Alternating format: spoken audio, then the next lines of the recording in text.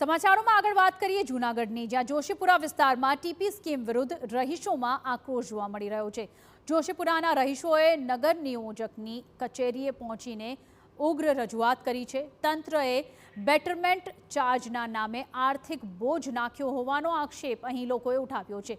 TP સ્કીમથી મધ્યમ વર્ગના લોકોના મકાનો તૂટવાની ભીતિ છે।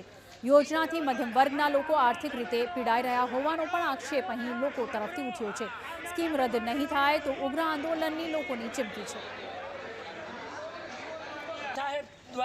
જે ઓલરેડી અત્યારે રોડ રસ્તા 6 મીટર 7.5 મીટર ને 9 મીટરના છે, એને આથી વધારે પહોળા કરીને શું અહીંયા બુલેટ ટ્રેનો દોડાવી છે?